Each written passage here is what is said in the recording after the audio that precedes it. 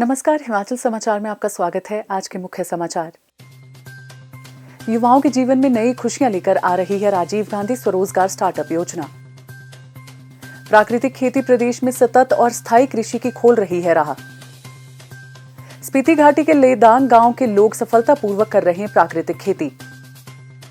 प्रदेश सरकार नशे के विरुद्ध अपना रही है जीरो टॉलरेंस नीति। नशे के खिलाफ जारी है निर्णायक जंग। और अब समाचार विस्तार से। हिमाचल प्रदेश सरकार की महत्वाकांक्षी राजीव गांधी स्वरोजगार स्टार्टअप योजना युवाओं की जिंदगी की गाड़ी को रफ्तार दे रही है। योजना का लाभ उठाकर हमीरपुर के गांव भूमपल के श्री रमेश कुमार और गांव मझियार के नसीरुद्दीन की जिंदगी की गाड़ी अब सर पर दौड़ने लगी है। प्राइवेट कंपनियों और अन्य ट्रांसपोर्टरों की गाड़ियां चलाकर अपने परिवारों का पालन पोषण कर रहे रमेश कुमार तथा नसीरुद्दीन के पास ना तो स्थायी नौकरी थी और ना ही वे अपनी गाड़ी खरीदकर उसे टैक्सी के रूप में चलाने की सोच सकते थे। लेकिन मुख्यमंत्री ठाकुर सुखविंदर सिंह सुक्खू के नेतृत्व में हिमाचल प्रदेश सरकार ने जब राजीव गांधी स्वरोजगार स्टार्टअप योजना की शुरुआत की तो रमेश और नसीरुद्दीन को तो जैसे सहारा मिल गया। उन्होंने तुरंत इस योजना के तहत ई टैक्सी खरीदने के लिए ऑनलाइन माध्यम से आवेदन कर दिया और योजना के पहले चरण में ही ई टैक्सी के लिए उनका नंबर भी आ गया। ई टैक्सी की खरीद पर रमेश कुमार और नसीरुद्दीन को प्रदेश सरकार की ओर से 50% सब्सिडी मिली, जिसकी राशि प्रति वाहन लगभग 9,62,000 रुपए है। प्रदेश सरकार ने भारी भरकम सब्सिडी ही नहीं दी, बल्कि इस योजना के तहत ई टैक्सी के लिए स्थायी रूप से काम देने का भी प्रावधान कर दिया। रमेश कुमार की इलेक्ट्रिक गाड़ी को जल शक्ति विभाग के भोरंज मंडल में और नसीरुद्दीन की गाड़ी को एक क्षेत्रीय परिवहन अधिकारी कार्यालय हमीरपुर के साथ अटैच कर दिया गया। यानी दोनों वाहन मालिकों एवं चालकों की कारोबार की चिंता भी सरकार ने ही दूर कर दी। मुझे हिमाचल प्रदेश सरकार द्वारा राजीव गांधी स्टार्टअप योजना के अंतर्गत ये गाड़ी मिली हुई है, जिसको कि IPH विभाग बोरिंग में संकल्प लगाया गया है। इस गाड़ी पे मुझे सरकार द्वारा 50% अनुदान मिला हुआ है, जो कि 9,62,000 है। मैं इसके लिए हिमाचल प्रदेश सरकार और मुख्यमंत्री सुखविंदर सिंह सुक्खू जी का दिल की गहराइयों से धन्यवाद करना चाहता हूँ। मैं पहले प्राइवेट काम करता था, अभी सरकार ने जैसे स्कीम निकाली तो हमें नौकरी दी गई है। RTO में मेरी गाड़ी लगी, इलेक्ट्रिकल मेरा वाहन है। बहुत अच्छी स्कीम निकाली हमारे CM साहब ठाकुर सुखविंदर सिंह जी ने। मैं चाहता हूँ कि हर एक डिपार्टमेंट में ये गाड़ी होनी चाहिए। राज्य सरकार की राजीव गांधी स्वरोजगार स्टार्टअप योजना युवाओं के जीवन में नई खुशियां लेकर आ रही है। मुख्यमंत्री ठाकुर सुखविंदर सिंह सुक्खू के प्राकृतिक खेती से किसानों के जीवन में खुशहाली लाने के प्रयासों के उत्साहवर्धक परिणाम सामने आ रहे हैं। ये प्राकृतिक खेती की सफलता की कहानी है स्पीति घाटी के लेदांग गांव की। लेदांग गांव की प्रगतिशील महिला किसान ईशा डोलमा और उनकी सहेली छेतिन आज प्राकृतिक खेती करके घाटी के लिए मिसाल बन चुकी हैं और इन दोनों की ही पहल से गांव का प्रत्येक किसान रासायनिक खेती को छोड़कर प्राकृतिक खेती को अपना रहा है। प्रदेश सरकार की परियोजना के तहत ईशा डोलमा को विभिन्न प्रशिक्षण शिविरों के माध्यम से प्राकृतिक खेती की तकनीकों से अवगत करवाया गया। सरकार से प्रोत्साहन पाकर उन्होंने 7 बीघा भूमि पर प्राकृतिक खेती करने की ठानी।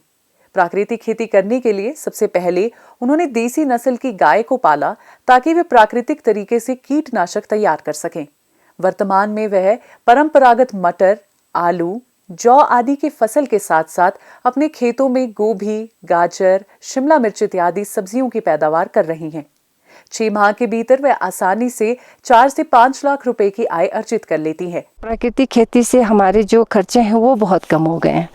तो खाद के वहाँ से जो हम हज़ारों रुपए खर्च करके खाद ला के डालते थे तो मतलब वो ज़ीरो हो गया है लगभग। एक बार हमें एग्रीकल्चर और ये आत्मा प्रोजेक्ट वाला के ज़रिए हमें देहरादून में एक एक्सपोजर टूर पे ले गए थे। तब से शुरू हुआ सर। तो फिर हम इस तरह जीवामृत वगैरह तैयार करके खेतों में लगाते हैं और बिना किसी केमिकल यूज़ ही नहीं करते। इसमें हम मेन तो मटर का है सर ना, फिर उसके बाद हम जौ गेहूँ लगाते हैं, फिर सेब के पौधे भी हैं हमारे पास। तो कुछ तो भी कि तो हमारे घास के लिए भी होते हैं जो सर्दियों में हमारे गायों के लिए जो बहुत ही ज़रूरी हैं। तो उसमें हम गोभी भी लगाते हैं। तो आमदनी यहीं कोई 4 से 5 तक ही होता, 5 लाख तक। विकास की राह पर अग्रसर लेदांग गांव में अब एक स्वयं सहायता समूह का भी गठन कर लिया गया है। 20 सदस्यीय इस समूह को बैंकों के माध्यम से प्रदेश सरकार की विभिन्न योजनाओं का लाभ मिल रहा है। समूह के सदस्य छेतिंग आज अपने खेतों में प्राकृतिक खेती करके एक वर्ष में 3 से 4 लाख रुपए की आय अर्जित कर रही है। इन्होंने प्राकृतिक पद्धति से एक नर्सरी भी तैयार की है। हम सब्जियों के जैसे नर्सरी से लेकर ना जी, हम नर्सरी में पौधे बेचते हैं, फिर उसके बाद सब्जियां लगा के और सारी सब्जियों का मटर का सारे का हमें साल का 4-5 लाख हो जाते हैं सर। वित्त वर्ष 2025-26 के दौरान प्रदेश में 1 लाख नए किसानों को प्राकृतिक खेती से जोड़ा जाएगा। स्पीति घाटी का लिदांग गांव वर्तमान में देश के अन्य किसानों के सामने प्राकृतिक खेती की सफल मिसाल पेश कर रहा है। नशे के खिलाफ प्रदेश सरकार मिशन मोड पर काम कर रही है। नशे के नेटवर्क को ध्वस्त करने के लिए सरकार ने कई महत्वपूर्ण कदम उठाए हैं। सरकार के प्रयास प्रदर्शित कर रहे हैं कि प्रदेश सरकार नशे के खिलाफ जीरो टॉलरेंस नीति अपनाकर काम कर रही है और सरकार के इस अभियान को प्रदेश की जनता का साथ मिल रहा है। इस दिशा में ऊना जिला में नशे के खिलाफ निर्णायक जंग को और तेज करते हुए इस अवैध कारोबार में संलिप्त लोगों के खिलाफ कड़ी कार्रवाई की जा रही है। नशे के नेटवर्क को तोड़ने के लिए जिले में निगरानी बढ़ाई गई है और लगातार छापेमारी की जा रही है। सीमांत जिला होने के कारण बाहरी राज्यों से नशे की तस्करी को रोकने के लिए विशेष पुलिस दल का गठन किया गया है, जो मादक द्रव्य अधिनियम के तहत त्वरित और प्रभावी कार्रवाई सुनिश्चित कर रहा है। साल 2024 में जिले में नशे के विभिन्न मामलों से जुड़े 105 केस दर्ज करके 168 लोगों की गिरफ्तारी की गई।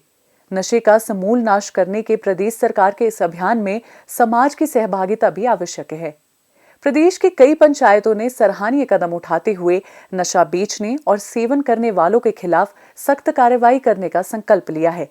युवाओं को नशे के दलदल से बाहर निकालने के लिए बच्चों की काउंसलिंग करवाना और उन्हें उचित उपचार दिलवाना अत्यंत आवश्यक है। ऊना जिला में 28 नशा मुक्ति केंद्र विभिन्न संस्थाओं द्वारा संचालित किए जा रहे हैं। इन संस्थाओं द्वारा युवाओं को नशे की आदत छुड़ाने के लिए प्रेरित किया जाता है और उन्हें समाज की मुख्य धारा में फिर से जोड़ने के प्रयास किए जा रहे हैं। एट प्रेजेंट हमारे पास 14 पेशेंट है, जिनमें से आधे से ज़्यादा पेशेंट जो है वो चिट्टे के एडिक्ट हैं। तो जैसे ही उनकी एडमिशन होती है हम प्रोसीजर स्टार्ट करते हैं। तो इनका ट्रीटमेंट जो है स्टार्ट होता है डिटॉक्सिफिकेशन से।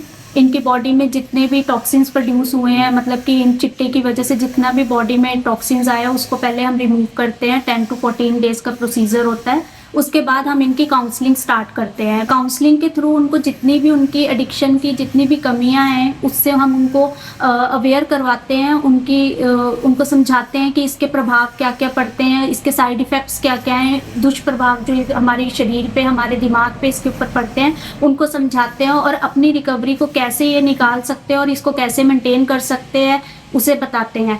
और उसके बाद रिकवरी के बाद जो रिलैप्स का प्रिवेंशन होता है जिसके चांसेस सबसे ज़्यादा होते हैं, इनको उससे बचने के लिए उससे भी काउंसलिंग करते हैं। इस ट्रीटमेंट से काफ़ी पेशेंट जो है वो रिकवर भी हुए हैं और अपनी डेली रूटीन एक्टिविटीज़ में वापस भी गए हैं। काफ़ी पेशेंट्स ऐसे हैं जिनको जॉब सिक्योरिटीज़ नहीं थी, बट यहाँ से जाने के बाद अच्छे तरीके से रिकवर होकर वो अपनी जॉब्स भी कंटिन्यू कर रहे हैं। हिमाचल सरकार हिमाचल प्रदेश को नशा मुक्त बनाने के लिए प्रभावशाली कदम उठा रही है। उसके लिए सुखविंदर सिंह सुक्खू जी का तथा हिमाचल सरकार का हम धन्यवाद करते हैं। नशा मुक्ति केंद्रों को समर्थन और वित्त पोषित करने के लिए हम सरकार का धन्यवाद करते हैं। मुख्यमंत्री ठाकुर सुखविंदर सिंह सुक्खू और प्रदेशवासियों के संयुक्त प्रयासों से देश व प्रदेश के भविष्य को नशे के अंधकार से बचाने की मुहिम अब परवान चढ़ रही है। हिमाचल समाचार देखने के लिए सब्सक्राइब करें YouTube channel Himachal Samachar, like करें Facebook page information and public relations department Himachal Pradesh और सीएमओ हिमाचल, फॉलो करें @DPRHP और सीएमओ हिमाचल, फॉलो करें इंस्टाग्राम @DIPR हिमाचल और सीएमओ हिमाचल, विजिट करें वेबसाइट www.himachalpr.gov.in। इस अंक में इतना ही, कल फिर होगी मुलाकात। दीजिए इजाजत, नमस्कार।